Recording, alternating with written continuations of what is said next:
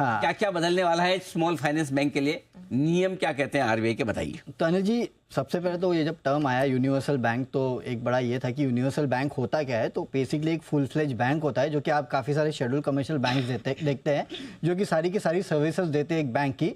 वो एक basically universal bank होता है। और ये स्मॉल फाइनेंस बैंक से इसके लिए डिफरेंट होता है कि स्मॉल फाइनेंस बैंक्स के ऊपर काफ़ी सारे रिस्ट्रिक्शंस होते हैं जो कि वो नहीं कर सकते, और यूनिवर्सल बैंक हर एक काम कर सकता है, जो कि आपका किसी IDFC first bank, ICICI, HDFC bank types होते हैं। अब आरबीआई की जो गाइडलाइंस है वो कहती है कि सबसे पहला तो 5 साल में इनका कारोबार जो है संतोषजनक होना चाहिए, यानी कि इस तरह का नहीं होना चाहिए जिस तरह के हाल फिलहाल में आपने कोटक में देखा कि किस तरह का इशू हुआ था टेक्निकल वहाँ पे। इसके अलावा, मतलब ये एक एग्जांपल दे रहा हूँ मैं आपको, इसके अलावा पिछली तिमाही के अंत तक अगर आप देखेंगे तो इनका नेटवर्थ जो है वो 1000 करोड़ के आसपास का होना चाहिए, कम से कम उतना तो इनका नेटवर्थ होना ही चाहिए। पिछले 2 वित्तीय वर्ष में मुनाफा होना चाहिए, घाटे में नहीं होना चाहिए बैंक। इसके अलावा जो कैपिटल एडिक्वेसी रेशियो है जो निर्धारित किया गया है स्मॉल फाइनेंस बैंक्स के लिए, उतना कम से कम होना चाहिए। पिछले 2 वित्तीय वर्ष में ग्रॉस एनपीए 3% के नीचे और नेट एनपीए जो है 1% से कम होना चाहिए। और एक्चुअली अगर आप देखेंगे तो ये गाइडलाइंस काफ़ी सही समय पे आई है। क्यों?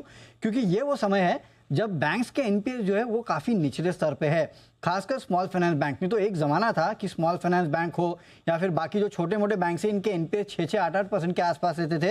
अब आप देखिए, मेजॉरिटी स्मॉल फाइनेंस बैंक अगर आप देखेंगे तो इनके एनपीएस, ग्रॉस एनपीए जो है 3% के नीचे, केवल एक ईसैफ है जिसका 4% के ऊपर ग्रॉस एनपीए का आंकड़ा है। अब देखिए, इसमें सबसे फिट बैठने वाला बैंक अगर कोई है ये पूरे क्राइटेरिया में, तो वो एयू स्मॉल फाइनेंस बैंक है, क्योंकि इनका net worth, capital adequacy ratio, gross NPS, net NPS, सब कुछ जो है वो आरबीआई की गाइडलाइंस के हिसाब से, हालांकि ये वो फिनकेयर का एक्विजिशन कर रहा है, उसके चलते कितना बदलेगा इनका पूरा और आरबीआई अप्रूवल देता है कि नहीं देता है वो वक्त बताएगा। अब देखिए, अगर ये यूनिवर्सल बैंक बन जाते हैं तो इनको काफ़ी सारे फायदे मिलते हैं। एक तो काफ़ी सारे रिसोर्सेज जो है फाइनेंसिंग के, खासकर इंटरनेशनल रिसोर्सेज जो है वो इनके लिए रास्ता खुल जाता है। कॉस्ट ऑफ फंड्स इनका काफ़ी कम हो जाता है।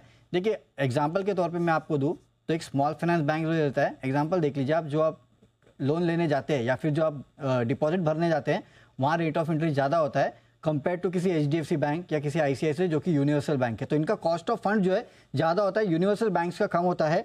तो ये सबसे बड़ी राहत होती है। आरओईज में बढ़ोतरी होती है, आरओएज में बढ़ोतरी होती है। लेवरेज जो इनका सुधरता है, क्योंकि कैपिटल एडिक्वेसी रेशियो जो है नॉर्मल स्मॉल फाइनेंस बैंक का 15% है, यूनिवर्सल बैंक का करीब 11.5% के आसपास का है। तो काफ़ी सारे फायदे हैं यूनिवर्सल बैंक बनने का, और इसके लिए कहीं ना कहीं तमाम जो स्मॉल फाइनेंस बैंक है यूनिवर्सल बैंक बनना चाहेंगे, लेकिन यूनिवर्सल बैंक बनेंगे तो वहाँ पे कंपटीशन और बढ़ जाएगा। बनने की नहीं बनना है, फिर आपकी एडवाइस क्या है ये तो बताओ। हाँ, बनना चाहिए, क्यों नहीं बनना चाहिए। एक स्मॉल फाइनेंस बैंक के लिए तो अच्छा है ना अनिल जी, उनके लिए तो काफ़ी सारे लिवर्स और खुल जाते हैं, तो उनको और क्या चाहिए। ओके, तो उनके लिए तो बहुत अच्छा। आप भी अभी तो बोल रहे हो, पीछे से थोड़ा सा हल्के से बोल दिया, कंपटीशन बढ़ जाएगा। वो यूनिवर्सल बैंक्स के लिए बढ़ जाएगा। अब आप सोचिए ना, कहीं आईडीएफसी फर्स्ट बैंक जहाँ खड़ा है वहाँ सामने जनरल स्मॉल फाइनेंस बैंक खड़ा हो जाए, सेम रेट ऑफ इंटरेस्ट दे रहा है, तो कंपटीशन तो बढ़ेगा ना। ओके, उनके लिए बढ़ेगा, इनके लिए नहीं। आपके हमारे लिए तो अच्छा ही है। हाँ, कंज्यूमर के लिए तो कंज्यूमर के लिए तो बहुत अच्छा है। बहुत ही बढ़िया। तो ये लाए हैं बहुत ही बेहतरीन गाइडलाइंस वरुण, आरबीआई के हवाले से आपके लिए आती हुई। Wonderful, very nice.